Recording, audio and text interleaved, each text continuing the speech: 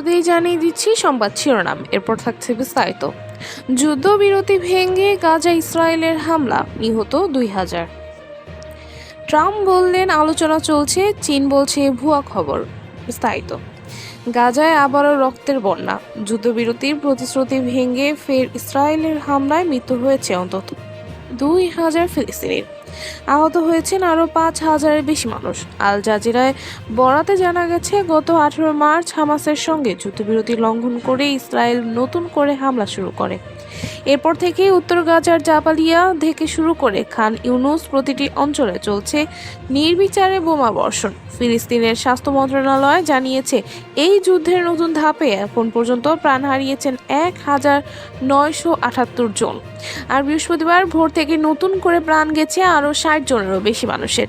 একই পরিবারের 12 জনের মরদেহ বের করা হয়েছে ধ্বংসস্তূপের নিচ থেকে।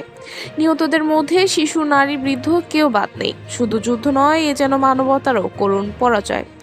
গাজা সরকারি মিডিয়া অফিস বলছে, গত 18 মাসে ইসরায়েলি হামলায় মোট প্রাণহানির সংখ্যা 61,700 ছাড়িয়ে গেছে। এখনও ধ্বংসস্তূপের নিচে হাজারো নিখোঁজ মানুষ, তাদের অনেকেই মৃত ধরেই হিসাব করা হচ্ছে।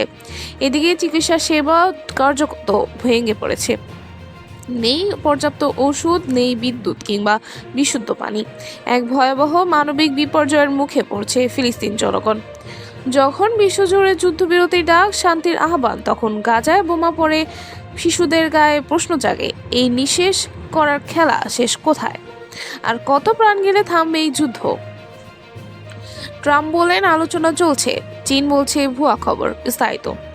যুক্তরাষ্ট্র বলছে আলোচনা চলছে আর চীন বলছে ভুয়া খবর। শুল্ক ইস্যু ঘিরে ফের মুখোমুখি ট্রাম্প প্রশাসন ও বেইজিং। মার্কিন প্রেসিডেন্ট ডোনাল্ড ট্রাম্প দাবি করেছেন, চীনের সঙ্গে বাণিজ্য আলোচনা সক্রিয়ভাবে চলছে। তবে তার এই মন্তব্যের কয়েক ঘন্টার মধ্যেই চীনের পররাষ্ট্র মন্ত্রণালয় জানিয়ে দিয়েছে, এমন কোনো আলোচনা চলছে না, এই খবর পুরোপুরি ভিত্তিহীন। চীনা মুখপাত্র গুয়ো জিয়াকুন জানিয়ে দিয়েছেন, শুল্ক নিয়ে কোনো আলোচনা হয়নি। যুক্তরাষ্ট্র চাইলেই দরজা খোলা আছে, কিন্তু সেটা হতে হবে সম্মান, সাম্য ও পারস্পরিক লাভের ভিত্তিতে। এর ঠিক আগে ট্রাম্প সাংবাদিকদের বলেছিলেন, বৃহস্পতিবার সকালেই দুই দেশের প্রতিনিধিদের মধ্যে বৈঠক হয়েছে। প্রতিনিধিদের নাম জানতে চাইলে ট্রাম্প কোনো উত্তর দেয়নি। এই উত্তপ্ত পরিস্থিতি মাসের শুরুতেই, যখন ট্রাম্প চীনা পণ্যের উপর 145% শুল্ক বাড়ান। জবাবে চীন ও মার্কিন পণ্যের উপর 125% শুল্ক বসায়। এটাকে MITর অর্থনীতিবিদ ইয়া শেং হুয়াং বলেছেন মোরগ লড়াই, যেখানে দুই পক্ষই নিজের জেদের ওনর। ট্রাম্পের একক বক্তব্যে একক প্রতিক্রিয়া। মঙ্গলবার তিনি বলেছিলেন, চীনের ওপর শুল্ক কমবে। পরদিন আবার বললেন আলোচনা চলছে। আর চীনের পাল্টা বক্তব্যেই শেয়ার বাজারের পরে অস্থিরতা। ট্রাম্পের এই অবস্থান ঘিরে যুক্তরাষ্ট্রের 12টি রাজ্য ইতিমধ্যে আদালতে অভিযোগ দায়ের করেছে। তাদের ভাষায় এই শুল্ক নীতি বেআইনি অর্থনীতি বিপর্যয় আনছে।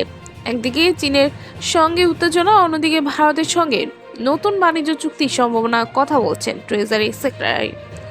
বিশ্বজুড়ে বিনিয়োগকারীরা এখন একটাই প্রশ্ন করছে, এই শুল্ক যুদ্ধ আদৌ কি থামবে, নাকি ট্রাম্প চীন দ্বন্দ্বে আবারও কাঁপবে বিশ্ব অর্থনীতি? এই ছিল সর্বশেষ আপডেট। নতুন নতুন আরও আপডেট পেতে আমাদের সঙ্গেই থাকুন। ধন্যবাদ।